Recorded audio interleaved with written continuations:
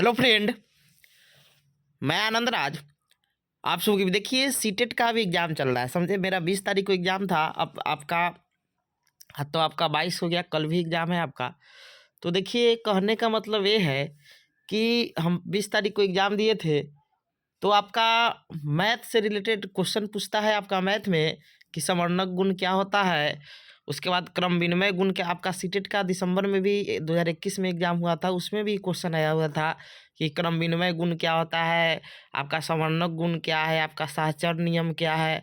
समझे, ये जोड़ के गुणन में भी समवर्णक गुण, फिर उसका वितरण नियम क्या होता है। तो आइए इसको समझते हैं, आपसे क्वेश्चन पूछा जाएगा। समझ गए, हमसे तो पूछा हुआ था आपका समवर्णक गुण के बारे में कि कोई भी दो प्राकृत या पूर्ण संख्याओं का एक प्राकृत या पूर्ण संख्या होता है, इस गुण को क्या कहते हैं, तो हम लोग समवर्णक गुण कहते हैं। समझ गए, तो चलिए हम लोग स्टार्ट करते हैं। देखिए, समवर्णक गुण को क्लोजर प्रॉपर्टी बोला जाता है इंग्लिश में, या पर्याप्तता का गुण बोला जाता है। समझ गए, तो देखिए होता क्या है। देखिए, सिंपल समझिएगा कि आपको पता होना चाहिए कि प्राकृत संख्या कहाँ से स्टार्ट होता है और पूर्ण संख्या कहाँ से स्टार्ट होता है।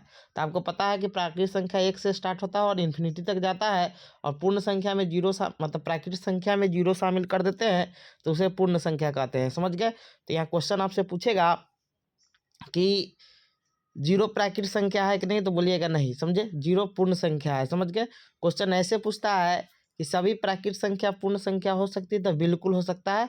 समझे, क्योंकि जितना भी आपका प्राकृत संख्या है वो 1 से स्टार्ट होता है, और पूर्ण संख्या 0 1 सब है, तो आपका सभी प्राकृत संख्या पूर्ण संख्या हो सकता है, लेकिन सभी पूर्ण संख्या प्राकृत संख्या नहीं हो सकता, क्योंकि पूर्ण संख्या में 0 आता है और प्राकृत संख्या में 0 नहीं आता है। क्वेश्चन पूछेगा। समझ गए, तो प्राकृत संख्या 1 से स्टार्ट होता है और पूर्ण संख्या 0 से होता है। तो वही चीज़ यहाँ करना है समवर्णक गुण में कि दो प्राकृत या पूर्ण संख्या। देखिए, प्राकृत संख्या होगा तो प्राकृत संख्या होगा, पूर्ण संख्या होगा तो पूर्ण संख्या होगा। तो वही लिखा हुआ है कि दो प्राकृत या पूर्ण संख्याओं का योग भी एक प्राकृत या पूर्ण संख्या होता है। जैसे कहने का मतलब हुआ कि 2 + 3 5 हुआ, 4 + 5 9 हुआ, तो ये भी क्या, दोनों क्या है, आपका प्राकृत संख्या पूर्ण संख्या है, ये भी आपका पूर्ण संख्या। इसी को हम लोग समवर्णक गुण कहते हैं। समझे, पूछा जाता है आपका कि समवर्णक गुण क्या होता है, तो दो प्राकृत या पूर्ण संख्याओं का योग क्या होता है, एक प्राकृत संख्या होता है। जैसे 2 + 2 4, 0 + 2 2 भी पूर्ण संख्या है। समझ गए, तो दो प्राकृत या पूर्ण संख्याओं का योग क्या होता है, एक प्राकृत या पूर्ण संख्या होता है। दूसरा होता है क्रम विनिमय गुण।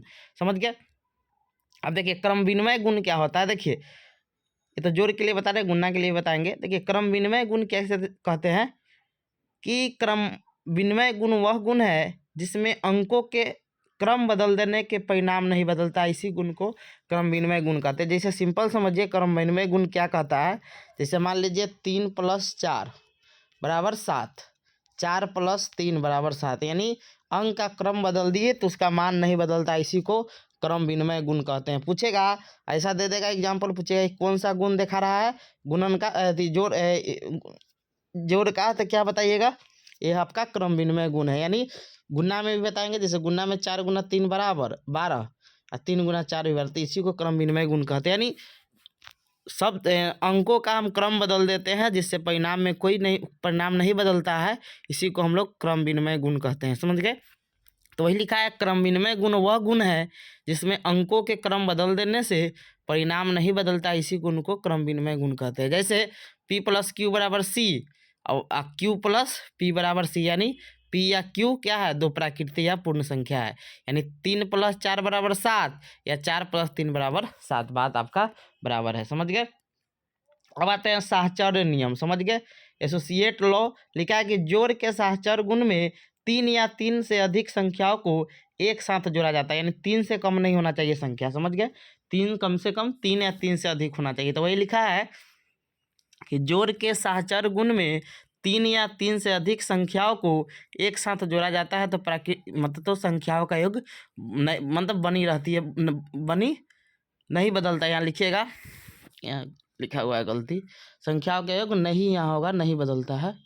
संख्याओं का योग क्या होता है, नहीं बदलता है। जैसे देखिए 1 + 2 मान लीजिए +3 कर दिए, बराबर क्या 6 ही होगा, या इसमें हम 3 + 1 + 2 कर दे तब भी 6 हो जाएगा। यानी देख रहे हैं सहचर यानी एसोसिएट, यानी देखिए यहाँ पर देखिए सिंपल समझिएगा, ये पूछेगा आपको, पूछ देगा। देखिए 1 + 2 कोष्ठ बंद प्लस 3 बराबर 6। अब हम 1 को बाहर निकाले कोष्ठ से, 1 + 2 + 3 6, यानी a + b + c बराबर d, c + b + a बराबर v d, समझे। यानी इसी को हम जब कोष्ठ में रहेगा ना कोई, देखिए सहचर नियम में जब भी रहेगा तो आपका साइन सेम रहता है। देखिए यही एक अंतर है, आपको मतलब समानता है कि इसमें साइन क्या मिलेगा, आपको समान मिलेगा। वो साइन अलग होता है उसको अलग नियम बोलते हैं, समझ गए। तो इसमें साइन क्या मिलेगा आपको, सहचर में आपको मतलब समान मिलता है, समझ देख रहे हैं साइन है ना, plus plus plus minus minus जो भी रहे। अब देखिए योग तस्मक पूछता है। देखिए योग तस्मक का मतलब कोई संख्या में कौन चीज जोड़े जिस पर उसका कोई फर्क नहीं पड़े। जैसे मान लीजिए 5 में हम क्या जोड़ेंगे कि 5 रहेगा तो 0, तो पूछेगा योग तस्मक किसे कहते हैं, तो 0 को योग तस्मक कहा जाता है। जिसे गुना 1 को गुणन तस्मक कहते हैं, क्योंकि कोई संख्या में 1 से गुना कीजिएगा तो उसका मान में कोई फर्क नहीं पड़ता है, तो वो चीज़ नीचे आएगा। तो याद रखिएगा 0 को योग तत्समक कहते हैं और 1 को यानी 1 को गुणन तस्मक कहते हैं, समझ के। आगे है गुणन के गुण, वही क्रम विनिमय गुण होता है, उसमें आपका क्या उसको कहते हैं, सवर्णक गुण नहीं होता है, उसमें आपका वितरण गुण होता है, बताएंगे आपको, समझ के। सवर्णक गुण इसमें भी होता है लेकिन बात आपका क्या है, वो बराबर ही है, समझ गए।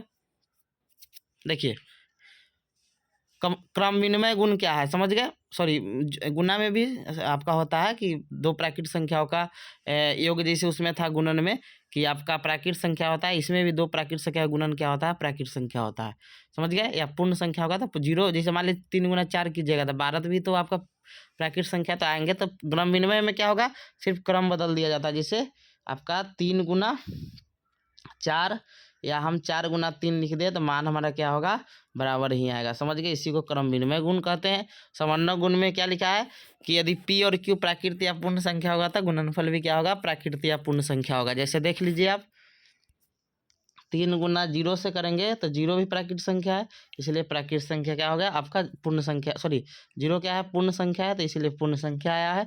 3 × 4 करेंगे तो 12 भी क्या है आपका, प्राकृत संख्या है, ये भी प्राकृत संख्या है, समझ गए।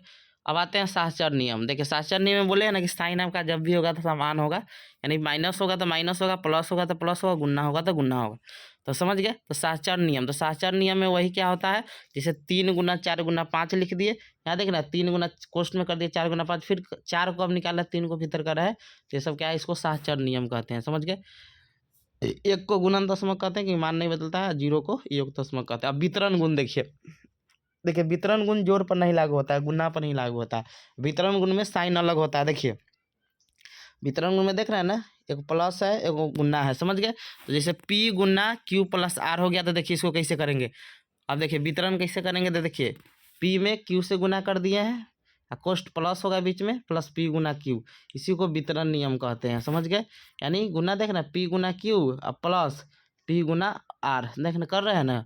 तो लिखा हुआ है नोट में कि जोड़ के लिए कोई वितरण नहीं होता है, p + q + r, तो ये सहचर नियम हो जाता है, समझे। ये वितरण गुण नहीं है, ये सहचर गुण है, समझ गए, समझे। तो ये चीज़ आपका हो गया। तो ये नियम याद रखिएगा, इतना आपसे पूछा जाता है कि सहचर नियम क्या होता है, वितरण नियम क्या होता है, आपका क्रम विनिमय नियम क्या होता है और सवर्णक गुण क्या होता है। 4 को याद कर लीजिएगा, आपके एग्जाम में आएगा ही आएगा, समझ गए। पूछ रहा है, इस बार भी पूछ रहा है, और भी हम वीडियो बनाएंगे मैथ पेडागोजी का, समझ गए। Thank you.